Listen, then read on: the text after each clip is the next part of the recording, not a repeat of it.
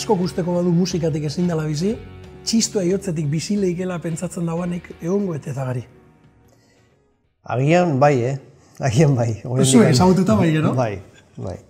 Bueno, eta zuk ere erakutsi duzu gainera, ez hori bakarrik, eta hori oso importante iruditzen jat, txistuak edosertarako balio dagoela behar erakutsi duzu. Ez horretatik bizi eta txistulari profesionalizatu egin duzu instrumentu bat, ez hori bakarrik. Baizik eta orotariko repertorio baten murgildu duzu eta edozer gauza jo leikela erakutsi duzu. Hori importantea da nik uste dut, ezta? Hala da. Igual jendeak ez dakina da, hori guk ez degula gure belaunaldiak inventatu. Hori orain dela 70. mende, hamarkadaren bukaera aldea, egin zen, eta hartu ziren erabakien ondorio da. Ez da guaztu behar, orduan egin zela txistu ikasketa konservatorioan egiteko aukera ofizializatu, Jose Ignacio Solenaren lanari esker, eta handik aurrera etorri dira belaunaldi berriak, teknika oso onarekin, eta bakoitzak bere bidea egin du, batzuk alor batean, bestatzuk bestean. Eta gurean, ikusi dugu, txistuaren oranologia ere nahiko aurreratua da, eta jotzeko prestakizunak ematen eskitzu, guk geuk ikasten dugu teknika eder bat, eta hori bakoitzak garatzen du. Nere kasuan, nik interpretazioan sakondu dut, eta saiatu naiz, ate eta bide berriak jorratzen, eta batzuk eramaten haute urrutirago, bestatzuk gertuago, baina hor, ikerketa edo esplorazio lan bat egin da, baina egia esan profesionalizazio hau zor diegu gura aurretik egin duten lanari, ez? Gatzetik datorren kontu bada. Bai, 80. hamarkadarako egina zen metodologia eder bat, eta hiriburutan txistulari profesionalak baziren, aurretik herri askotan, galtzen joan zen, baina hiriburutan mantendu izan da, eta Bilbok beti izan du horretarako predisposizio handia. Eta gaur egun badagoz, zu gainera ibilitaz agoz, da horren inguruan egingo dugu berba, baina ibilitaz agoz Gasteizen eta Donostin ere, horretan badagoz gaur egun ere udaltxistu bandak badagoz? Bai. Badagoz. Eta Iruñean gaiteroenak igual egongo dira, ezta? Iruñean ere dago udaltxisturari banda eta dago gaiteroak udaltxiakin lotuta zuzenean konbenio baten bidez. Gertatzen dena da, tokian tokiko lan harremanak, lan baldintzak eta eskaintzen dutenak, banda bakoitzak diferente izan daitekena. Alde hortatik, antzekotasun gehien daukagunak dira Donostiko udaltxistulari banda eta Bilbokoak. Eta horre ere diferente gera, esplikatzen naiz. Donostiko txistulari bandak 60an klaseak ematen ditu bertako musika eskolan, udal musika eskolan, eta 40an udal txistulari lanak egiten ditu. Igandeko konstituzioko joaldiak, protokoloak eta bar. Eta Bilbon aldiz, beste formato bat da. Da 100% jotzera. Udal zerbitzu bat, kale animazioak, protokolo pila bat, dinamika handia dago horretan, Euskalduna Jauregiko kontzertuak, han-hemenkako agerraldiak. Klaserik ez duzu ematen. Klaserik ez dugu ematen, eta funtzionamentua da orkesta edo banda profesionalen gixakoa. Hau da, goizetan 4 orduan ensaiatzeko ordutegi badaukagu, egunero, eta gero tartekatzen dugu gure lan jarduna protokoloak egiten, edo kontzertuak eskaintzen, edo norbera forman egoteko ikasten. Claro, hori esatera ninduan. Basan galderetariko bat, ez da, eta nire zalantzatariko bat. Udaltxistu banda batek zer egiten da egunean, zer? Egia da, imaginatzen dut, Bilbo moduko hiri batean, ekitaldiak 11 egongo direla, ez da, astean. Claro, goiz ez badabe, arratzaldez badabe, ez gure ordutegia. Eta asteburua badabe, ara joan barri izaten duzu, edo zer egiten duzu normalean? Bai, gu daukagu estandarizatutako ordutegi bat, baina hankaz gora joaten dena. Gure lan horrela delako, eta udaletxeko protokoloak eta askotan baldintzatzen gaituelako, baina hori asumetuta daukagu. Gero konpentsazioak eta moldatzen gera, eta gure lan egunerokotasunean horrela da. Adibidez, Gasteizen ere udaltxistulari banda bada, baina urtean puntualki nahiko gutxi diren agerraldiak egitera mugatzen da, eta gero Udal Folklero Akademian klaseak ematen dituzte. Iruñean ez dago hain ofizializatuta salario eta lan baldintzetan, baina udal txistulari banda egon badago konbenio bidez funtzionatzen du eta dauzkate behar batzuk egiteko, igandetan dianak, San Ferminak, erromeriak San Saturnino egunean ere, eta horrelako gauza batzuk konbenio gisa funtzionatzen dutenak. Eta hori mantendu da, eta mantenduko da, ematen du. Alan dabe, lehen aipatu duzu, bide berriak, erregistro diferentea erakutsi izan dozuela, aurreko belaunaldiei esker, baina dudagabe, zuek zarie oraina eta horretan ibiltzen zarie. Zer da, garikoitzi gehien kostaiagona erregistro aldaketa horretan, edo gauza barriak egin behar izate horretan, zein da Euskal Herriko txistulari onena ez bada, onenetarikoari behintzat, esango dugu, xumetasunetik esango dugu, zer da gehien kostabiakona? Jo, harrituta gelditu izan naiz askotan, nire ustez gehiena frogatuta naukala pentsatzen nolako, eta gero, derrepente, aurkitzen zera formato batean musiko batzukin, eta reinventatu inbertzera, esploratu inbertzera, ikasin behar dezu, gogoan dauzkat pare bat. Eta adibide, praktikoak dira. Udal txistulari bandatik aparte, kolaborazio hainbatetan jarduten dut, eta orain dela urte batzuk, etorri zen, Carlos Agig izeneko musikari bat, Euskal Herrira aterrizatu zuen, musikenen ikasten perkusioa, konposizioa egin zuen, eta jarri nahi zuen martxan, jasa eta euskal musika erabat enamoratu zen, eta txistu ardaz hartuta proiektu bat. Hala sortu zuen, Kami izeneko proiektua.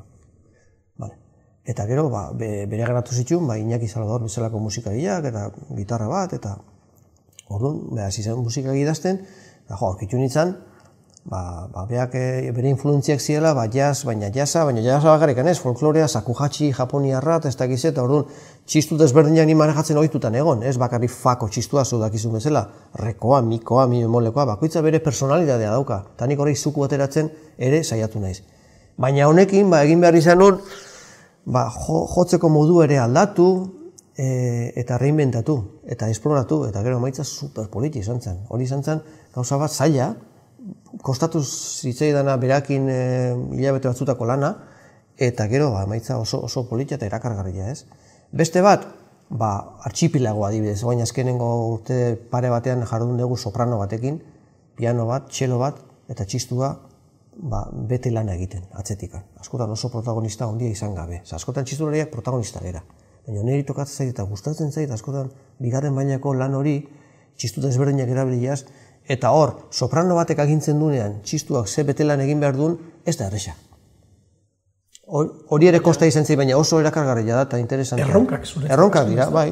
Baina da musika osotasun batean bizi dezulako eta aurkitzen zehalako inoiz planteatu ez dituzun erronkekin. Tesitura batzuetan, tesitura erabat diferentetan. Hori da. Nik alan dabe, gara imaginatzen dut, eta batez ere diotzut, Euskadiko Orkestra Sinfonikoarekin aritu izan naizelako aurkezle lanean, eta ikusi zain zaitu dalako zure Orkestra Sinfonikoarekin. Hori itzen egin beste kostatzen. Ez? Ostra, zelako hori, esatera ninduen, hori izugarria da, eta izugarria berbaren zentzupietan, izu pixka bat ere eman behar duelako. Eunda piko musikari hor, eta zu erdian txistuarekin. Ulertzen zaitut, eta jende asko galdetu izan dit, eta hor dago igual nire de serie dakarten zerbait, eta nik ezin dut fardatu, porque ez naiz konturatzen hainbeste kostatzen zaidala, baina jendeari harritu zaio orkestako presioa handia delako. Orkesta baten aurrean jartzen zedanean ez atzean dituzun musikari. Normalean aurrean dauzkatzu 1000 edo 2000 ikusle. Ensaioak orkestakoak dira txorakeri gabekoak.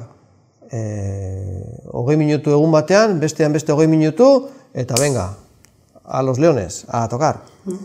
Eta gero niri gustatzen zait buruz jotzea. Eta segun zenbat minutu da, segun zer repertori buruz jotzeko presio horri gehitzen baldin badiozu, bertigoa ematen du, ez? Niri zei kostatzen. Eta aurkitzen naiz eroso alambrean, bakit erotzeko arriskua daukatela, baina hor eroso beti aurkitzu izan naiz. Eta azken, lehenengo nire burua fruan jarri nun eta Andoni Gainak esan zian, Garikoitz, nola indek hori? 2011an txistu sinfonika orkestu nunean Bilboko orkestarekin. Orduta 20 minutu buruz abiritzu nintzen jotzen, repertorioa egun bitan ensaiatuta Bilboko orkestarekin, eta Andoni Gaina eta Miren Fernandez implikatu nituen kontzertu hartan. eta andone gainak parraiten zian. Eta gero, esaten duen, futbolistak, egun txar bat eduki dut, ez da gizeta. Arrituta zeon, esan dira, baina, andoni, nahitzetea kostatzen. Hemen dago, 4-5 hilabetetako lana, egunero. Oso disiplina handiakin hori informazio hori buruan sartzeko, baina jende aurrean nik osatzen ari naiz. Nik egindako lan bat agertzen ari naiz. Hori baina ezinan improvisatzen ari, ala bai. Ez, momentu ez. Hori iruditzen jat zailena. Osea, ezin dozu improvisatu. Zer, momentu horretan gainera, gainontzeko musikariekin batera joan behar dozu. Orduan, neurriak zehatz dira.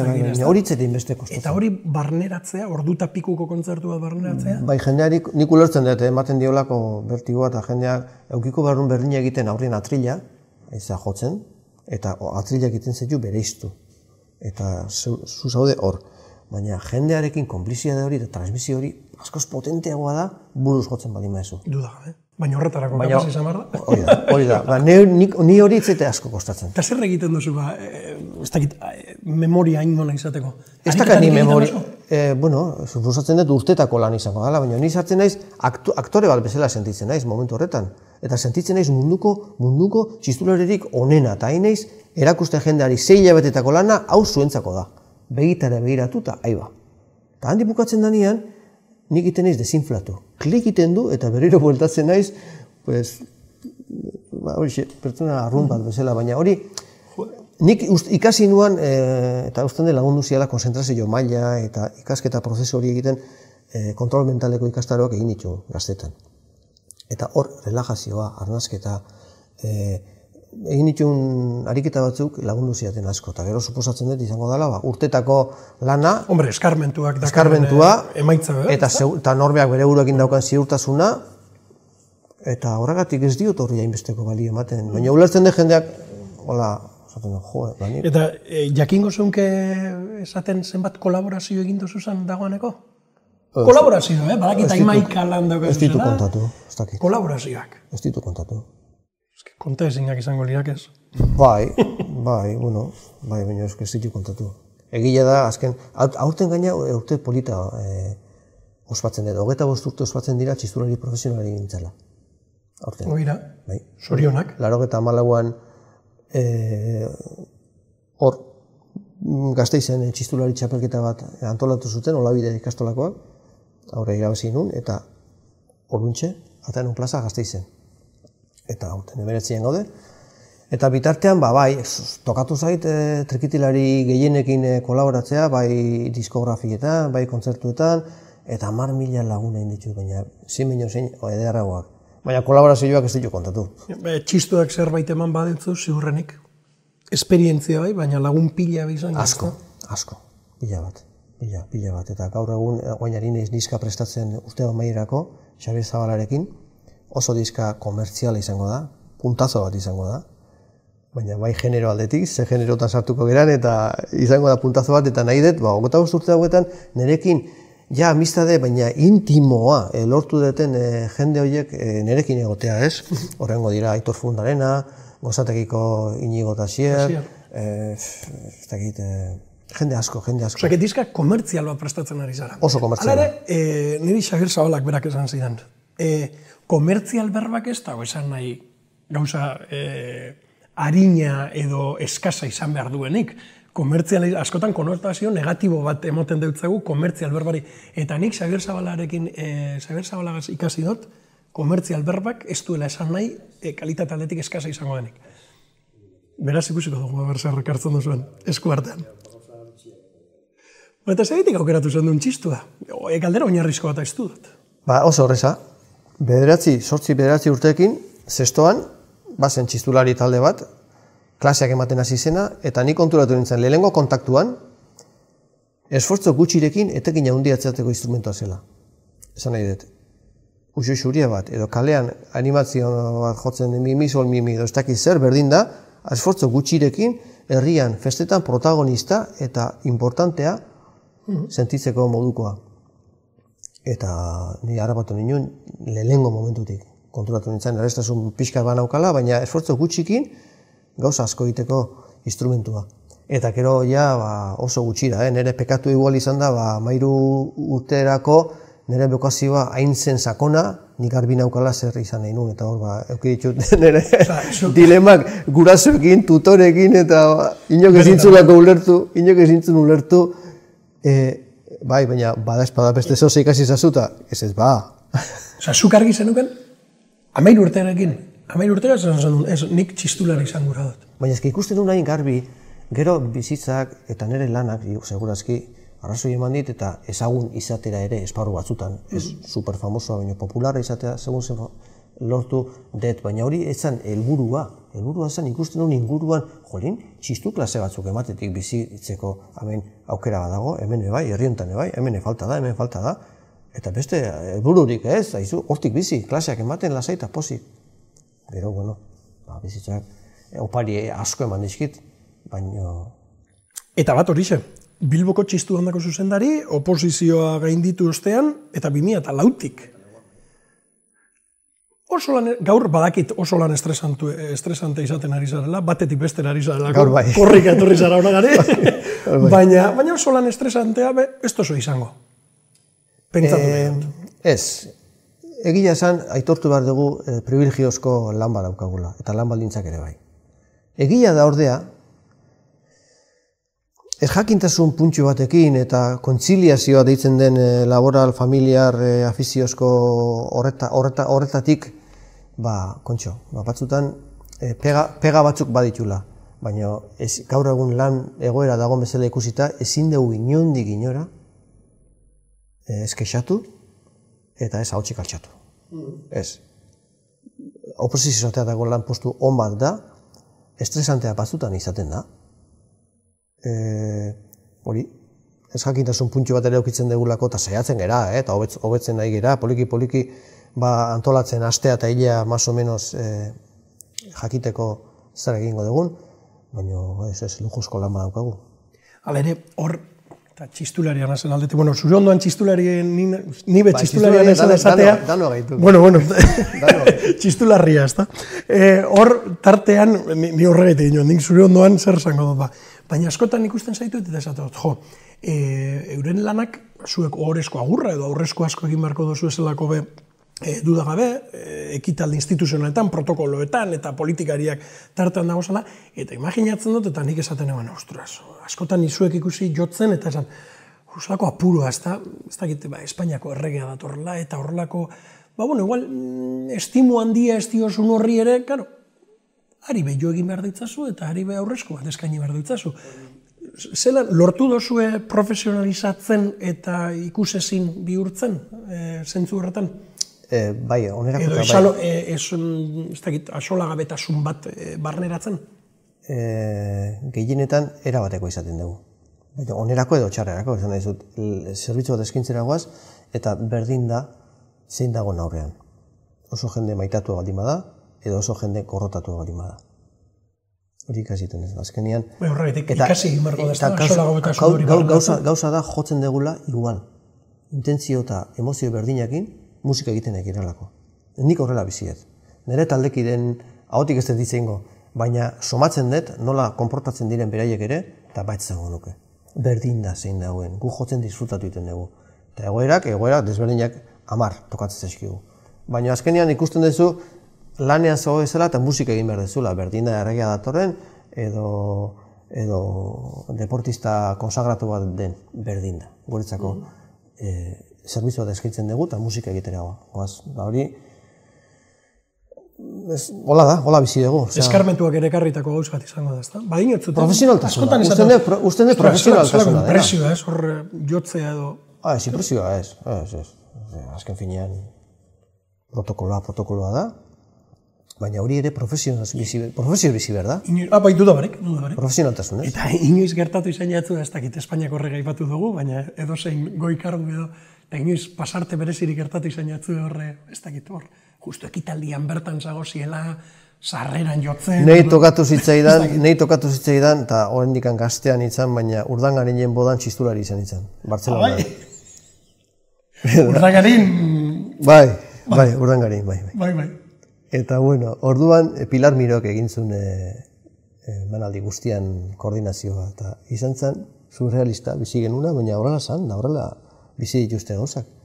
bi egun ensaioak egiten, kotxe ofizial batean, Pedralbesera jun, ensaiatu, markatze zigutenan kotxean nuna aparkatu bertzun, nunon behar ginen, ez dakize, bakize.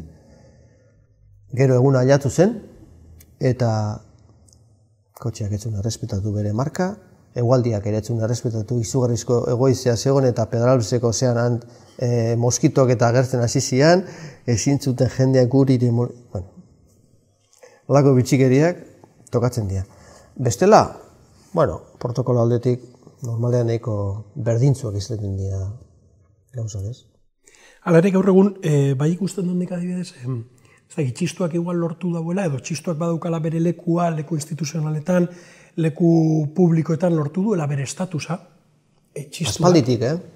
Aspalditik, Aspalditik lortu dauela, hortik dudagabe ez, ez da atzoko kontu bat, baina sentsazioa daukat, gero kaleko orduan, edo erakargarri, gazteriarentzako erakargarri egiterako orduan, txistuak ez duela lortu adibidez, trikitixak lortu duena, eta trikitixak jakin dauala, ez dakit erratzen abilen edo, nire sentsazioa dan, Oso irakurketa simplista. Jakin dauela egoera berrietara moldatzen, erakargarri izaten gaztentzat, eta txistuak ez duela jakin erakargarri izaten. Pixkat irakurketa simplista da, baina arrazoia daukazuna, zen nahi zut.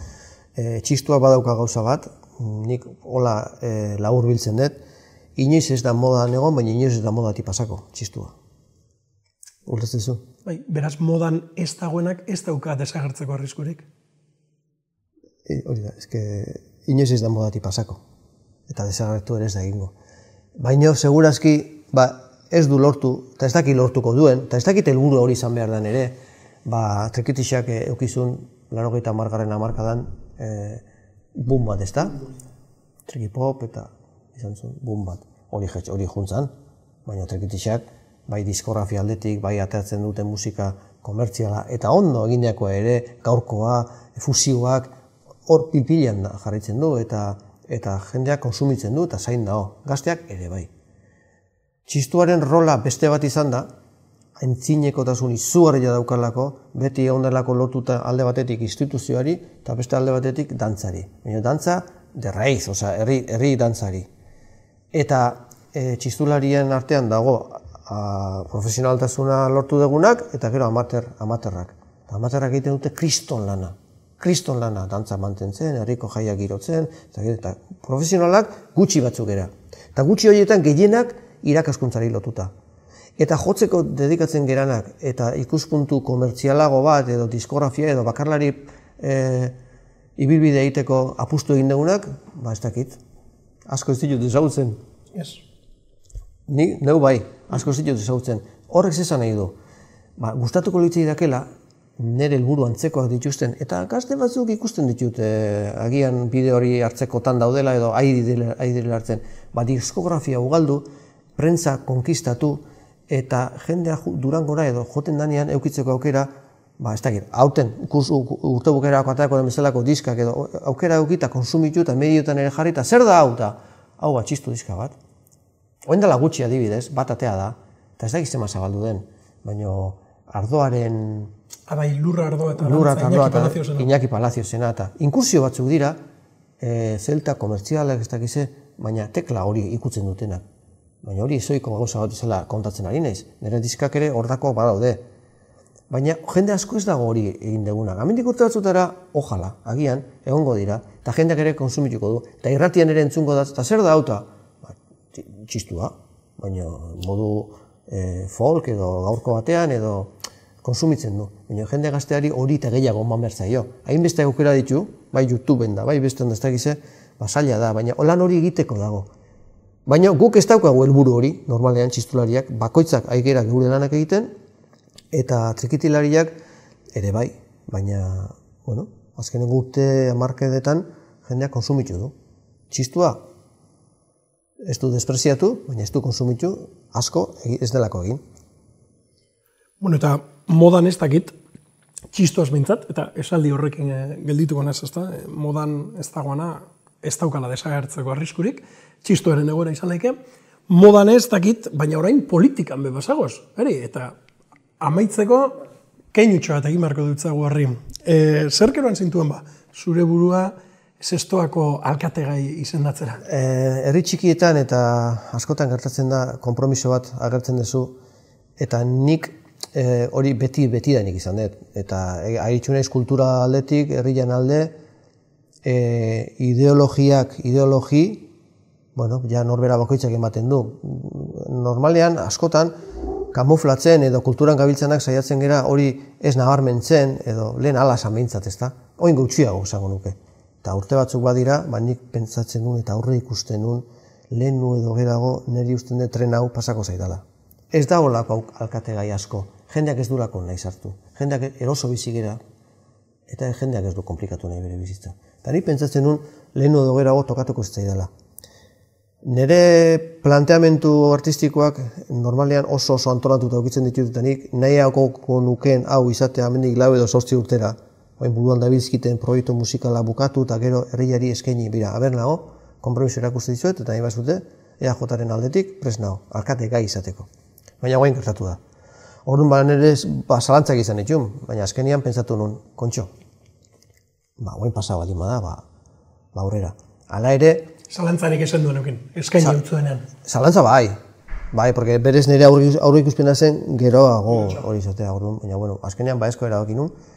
Irutzez zitzaidalako, bueno, dauzkaten ezaugarri jakin, herriari eskintzeko banakala, bai. Herriak ere guain zestuaria buruz ari naiz, ekipamentu kultural aldetik baduka eskasia bat, eta beste hauz askotan, eta temple bat ere badukat, herria zautzen dut, jendearen artean ondo edo normal ikusi naiz, eta banaukan, eta badauka gogoa, herrian alde lan egiteko. Garbi naukana da ala ere, Bilbon, atera izan manu alkatetza, Bilbon estentzi eskatuko nun, baina nire txistulari bizitza jarretuko luzken igual. Sartu izan diren bezala bertsolari batzuk ergintzan edo politikan, eta jarritu dute bertzok abesten, nik ezingo nuken txistua bizi. Baina, bueno, pixkat hortik joan zen apustua, azkenian zestuan EH Bilduk beti izan ditu botante asko, eta, bueno, normaltasunez... Mantendu ditu, ez da, azken udalatu eskondetan, okerrez banago, EH Bilduk irabazi. Irabazi du, eta 6 eta 5 gaude, bai, 6 zinagutzi dauzkate eta gu 5. Eta normal, oain oposizioa egingo dugu, oposizio esan zaien bezala eraikitzailea eta alternatiboa, baina ez zinun inoa egurra ematekoa. Hala beharko luke beti oposizioak, ez da? Bai, bueno, eta nire perfila ala da, esan nahi zute, nik kulturgizona naiz, eta nik ez nahiz ikusten beste batzuk bizi izan duten bezala oposizioa modu oso agresiboan. Horre, oin esan duzu, bertsolari batzuk ere badagozala, politikan sartu izan direnak, edo kulturgintzatik atozenak, ontxe esan duzu, kulturgintzatik zatozela, ez dala hori zure estiloa bintzat, ez da, liskarrak bilatzearen estiloa eta. Hementxe bertan, txapaldizkariarentzako, orain dela aste batzuk Unai Iturriaga bertsolariari egindako elkarrizketan esan eutzan, berak esan eustan, hobeto esan da, oso jente kulturgintzan kalean eta oso jente gutxi dagoela eskuinekoa eta bera konkretuki berba egiten eman, adibidez, Eusko Alderdi Jeltzalean inguruan, akaso, ez da? Edo bintzat intuizioz hori antzematen zen, ez da? Eta ez da zure kasua, bintzat. Esan nahi dut, Garikoitz Mendizabal, EAJtik aurkeztu da, baina kulturgintzan dago. Nei itzaski gustatzen eskuineko hitzak eta ez da bat ere. Ez da bat ere. Pertsonak izan behar gea eta gera batzutan kamaleonikoak, ez da? Akizu zezan nahi duten horrekin. Baina normaltasunez da naturaltasunez. Eta ni nator elekotik eta daukaten lagunik onenak, nireak, akaso, EH Bildukoak izan ditezke. Musikan ezautu jutelako eta pertsonak balio dutelako. Osa, niri eskubikoak edo eskerrekoak hori bosta xola. Eta EAJan ere, ez dakit, ez dut egin hausnarketa hori zenba dauden, baina jende asko ezagutzen dut, kultura dabiltzatenak eta beren ardura dazkatenak. Bueno, ez dakit. Baina ziur nago bintzat, txistulari zaren enean, kulturgintzatik zatoz zaren enean, eta orain alkategai aurkeztu zenean, orain EAJko zerrenda buruz abiz ibiliko zara bintzat zestuan, behintzat kulturaren alde, egingo dozunaren dudarik ez daukat. Izan eskuin esker edo... Baina esker, horren gainetik gaudelako. Horretik. Horren gainetik gaudelako. Eta herria maite dugu eta hori gaina oso barrutik daramagu, ez da problema. Bueno, Gari, eskerrik asko, Zeuei. zure estres guzti honetan, utziko ditugu, joan zaitez anoin beste ekitaldi batzuetara, Vale. eta eskerrik asko, txapen gure artean egotea. Poza handia izan da, eskerrik asko. Gaurkotasuneko gaiak poltsikoan. Aldizkaria ostiralero doan eskuko telefonoan eta tabletan. Deskargatu aplikazioa. Egin txap, irakurri, ukitu, ikusi, entzun.